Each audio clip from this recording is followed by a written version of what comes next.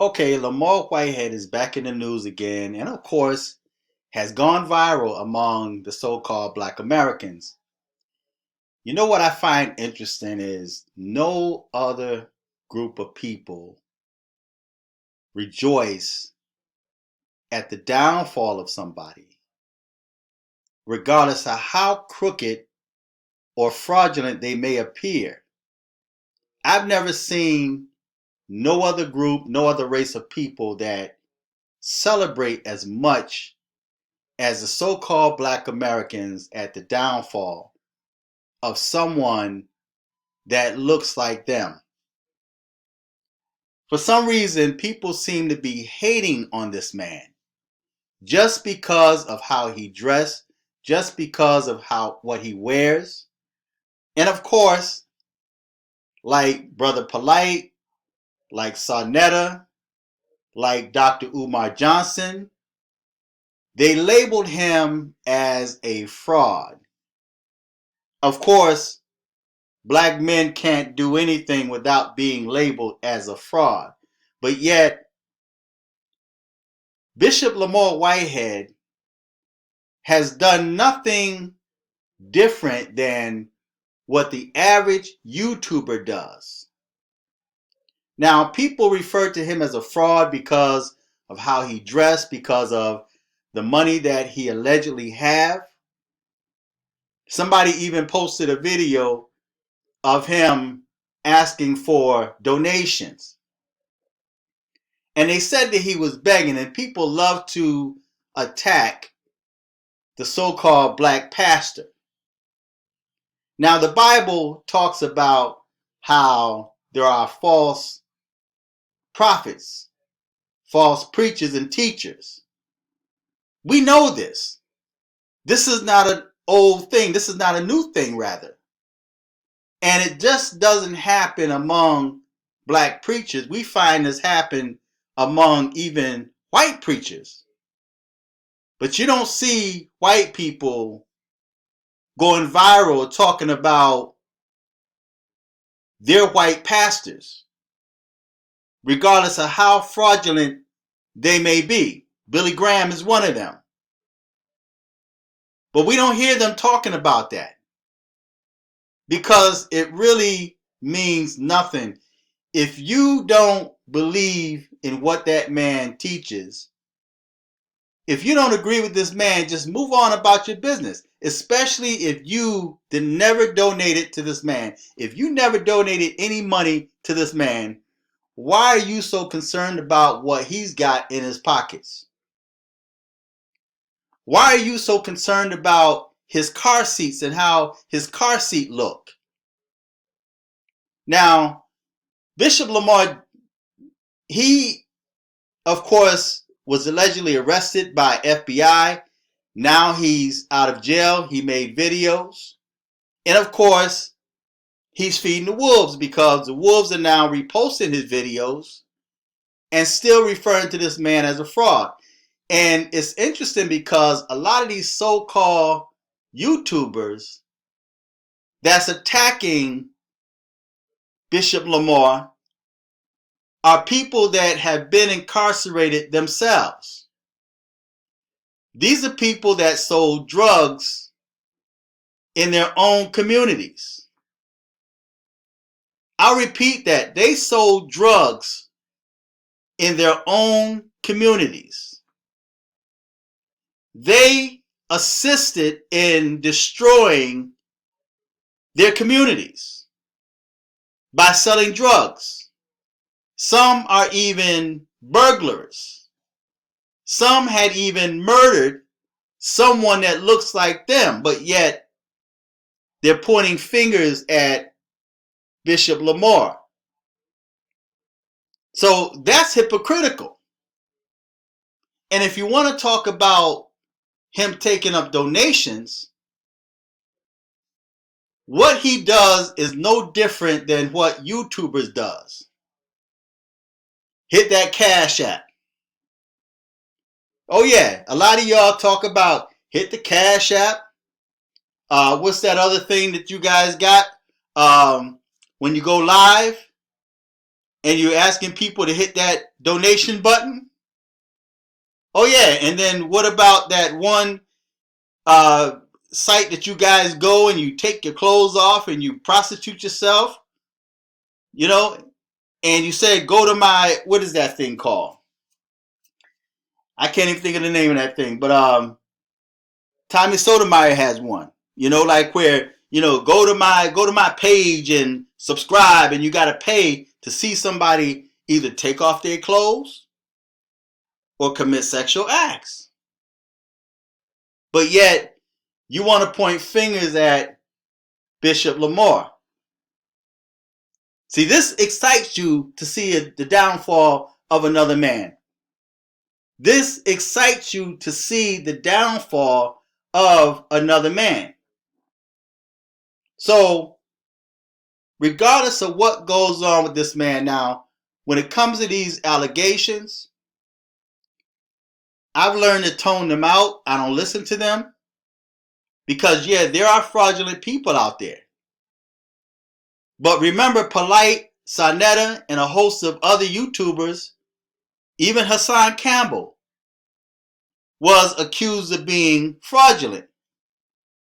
Anybody black, especially black men, they don't talk about this with the Cynthia G's and the black females that say hit my Cash App, donate to my channel, go to my OnlyFans. That's the page, the OnlyFans. Go to my OnlyFans page. But yet you guys want to talk about this man the same way you did Kevin Samuels. So it's none of my business what this man does. Apparently they let him go and they have to fight it in court. This is no different than a female saying that a guy touched her inappropriately. This is not new. Females always lie on men, especially when there's money involved. Especially when they think that they won the lottery. They think that if they sue this guy, take this guy to court, they're going to get paid. And then you got YouTubers for content, for views. Subscribe to my channel. Hit that notification. Go to my OnlyFans page. Donate to my channel. We all do it. This man decided to go and say, well, regardless of what this man's past is, just about everybody got a past. Fortunately, I don't really have a past. I don't have no criminal record. I don't have a criminal background. And even though I have no criminal background, I still don't talk about people like this.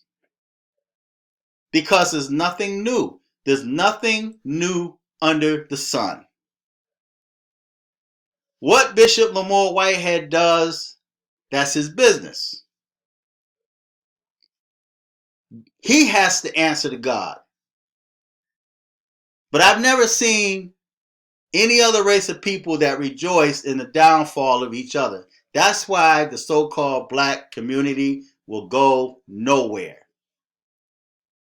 You will always remain on the bottom because you're like crabs in the barrel. As soon as you see one crawling up, you guys decide to want to pull them back down. And let me tell you something about the church. Since a lot of y'all like to talk about preachers and the cars that preachers drive and the houses that they live in and the planes that they drive. Now, there are preachers that get greedy. But the Bible says, and this is not justifying fraudulent people. The Bible says that a workman is worthy of his hire. I remember and I told this story before, when I first got into the ministry, I spoke at this church, a very lucrative church. And whenever I stood up to speak, I never stood up to speak for money. or for an offering. I wasn't used to that. Okay, because I was always used to working and doing for myself, earning my own keep. So I stood up and I did the sermon, and after the church service was over, they took up an offering. And I'm sitting there looking, they took this offering up, and this is the kind of church that whatever they take up for the speaker, they took up a speaker's offering. Whatever they took up, the church didn't take anything for itself. They put it in a big manila envelope and handed it right to the preacher in front of everybody. Of course, they wrote down how much they taken up because they have to document that. You know, they have to keep track of the money that comes in the church. So I recall this church took up a huge offering for me. And when he handed me that manila envelope and he gave me the last words to speak, I stood up and I was closing out the service. Before I closed out, you know, I thanked the people, you know, and yada, yada, yada. And then I turned around and said, I want to donate this to the young people's department. So I took the offering and I gave it back. I donated it back to the young people's department. After church, the preacher walked up to me and he said to me, the pastor of that church told me, don't ever give an offering back. He said, because there are people that feel in their heart that they will be blessed when they give the man of God an offering. And he said, I understand why you did it. It's a good thing you gave it back to the young people's department. He said, but there's people that's upset now because they gave that money to you. They didn't give it to the young people's department. They gave it to you. He says, so there are people that are offended because you gave that offering back. He said, never give an offering back. He said, because it offends the people. After this preacher finished talking to me, I got ready to walk out the door. This lady walked up to me, went to shake my hand, and she put money in my hand. And she told me, she said, I want you to have this. She said, I didn't put it in the offering because I wanted to make sure that you got it. So there are people that give freely from their heart. So if Bishop Lamor Whitehead, if his parishioners are giving him that money, and there's people that would give up their mortgage, they would give up their retirement pension just because it's given to the church. Not so much as the preacher, but there's people that give a lot of money to the church because I think somewhere within themselves they're trying to make good for something that they've done in their life. That's their way, and it happens with so many people. That's their way of trying to buy their way into paradise. Yes, there are people that give to the church or give to preachers because they think they're in good grace with God. Right? They're trying to buy their way into heaven. But again, there are preachers that get greedy, especially if they're in a church that believes in taking care of their pastor. So not only this pastor is getting a salary, and I know pastors that were getting 200 and some grand, $250, $250,000 a year as a salary. Plus, the church pays for their house, gives them a house, gives them an allowance every month for their home. The deacons will come to their house, shovel their snow, take care of their lawn, do work around their house. That's what the people chose to do. The pastor never asked for that. This one church, that's what they do. They took good care of that preacher because that preacher is not only teaching and preaching on Sunday mornings, but yet when they get sick, that preacher, although that's his job and he's not doing it to get paid, that preacher visits them even on their sick bed. They look to that church to bury them. When they run into hardship, the church is supposed to help them out, especially if they pay their tithe and offering. See, the Bible says bring all the tithe into the storehouse. And I know there was a big debate over tithe, but it says bring all the tithe into the storehouse that there may be meat in my house. In other words, that if you running low on your rent, your light's about to get put out in the middle of the wintertime, you're paying your tithes, you should be able to go to the church and the church help you out until you're able to get back on your feet. That's what the Catholic Church does. And see, that's why you can go to Catholic Charities and get that free stuff, because people donate to the Catholic Church. That's why the Catholic Church is so big, and they're able to do the things that they do because people, them white folks, donate to the Catholic Church. But you have a lot of black people that benefit, and I don't see any of them black folks talking about these priests messing with little boys and doing other things that they should not be doing. Okay, but when it comes to people like Bishop Lamor Whitehead, oh, you guys want to crucify him, but I don't see any of you talking about Joe Biden or Joe Biden's son and that laptop, and you would turn around and go back to the polls and vote that criminal back into office. See, you guys will vote Joe Biden. You support Joe Biden and Hunter Biden, and you would support Barack Obama, but yet you will crucify somebody like Bishop Lamor Whitehead or any other preacher that look like he's doing good. Now you got drug dealers living right in your neighborhood. Look at the cars they drive. Look at the gold and the jewelry around their neck. Look at the rappers, right? But yet y'all ain't talking about them. Your mind is focused on people like Lamor Whitehead. Preachers can't look like that. But see, another thing too is you got people like Lamor Whitehead. I'm not saying he's defrauding people. I don't know that man's business. It's not my business.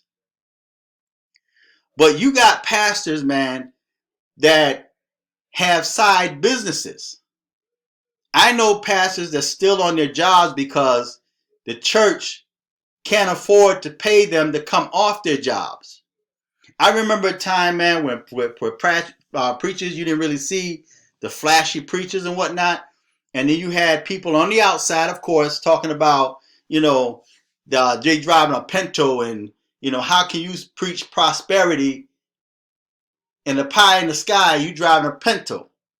You have to be an example. So now you got these preachers with these nice cars and boats and planes and all this jewelry, and now you're saying that they're pimps in the pulpit. Make up your mind. Either you want them to drive a Pinto or you want them to look the look. See, I remember Robert Tilton was a white preacher that the media caught him on one of his planes and was trying to interview him, and they was talking about what he had, his boats and his, all of his real estate, and Robert Tilton says he's not a hypocrite because he preached prosperity and he lives prosperity. See, and at one time they did this thing where they were talking about preachers that had all this money, and they were questioning, do they really need all this? And they're men of God, and they're not supposed to have this. Well, a workman is worthy of his hire. And a lot of these preachers got side businesses. If you're a pastor and you get paid $250,000 a year, tax-free money, and you bank that money, you don't have to pay rent or utilities because the church pays that. Plus, the church gives you anniversaries. They give you birthdays. And they give you a lot of money when they do that. Sometimes they buy you cars. They buy you suits. They buy the pastors' wives things. A lot of y'all in the church, you know how that works. They don't ask for that. Sometimes the pastors, they would get up and they would get greedy and spoiled, and they would ask for that stuff. And the members will get that for them. If you choose not to give, you choose not to give. So this pastor got like tax-free money in the bank, so he may buy the things that he like. He may have a business on the side, so he could afford to look that way. It's not that he's ripping off the church, because the deacons or the trustees are the ones that take up that offering. They're the ones that keep the books. If anybody's going to steal from the offering, would be the deacons and the trustees. See? So they take up the offerings. The pastors, in many cases, don't handle the money. Of course, you have churches where the pastors do everything, but for the most part, the pastors don't handle the money. The trustees and the deacons, they handle the money. But the pastor is paid a salary. So if he's out there flossing with these nice suits and cars, that's what his money buys. He can do that. See, he's not ripping nobody off. See, so you got to understand, people, they give Lamor Whitehead, if he stand up and ask these people for money and they give to him, they chose to do that. See? And again, it's no different than people asking money for cash apps and super chats and go to my whatever that page is, that you want people to go to and watch you strip. And you got a lot of male prostitutes out there, man, YouTubers, that's got OnlyFans pages. A dude with an OnlyFans page prostituting themselves online. And then you got the audacity to talk about somebody like Bishop Lamor Whitehead. See, and again, I'm not defending the man, but it's just mind-blowing to me that black people are the only ones that celebrate in the downfall of their own people. So I'm gonna end it right there. Listen, I got a new YouTube channel, and it's called Infinite Fearless. Infinite.fearless. And I'll put the link on the bottom. Go there and subscribe. Until next time, I'm fearless.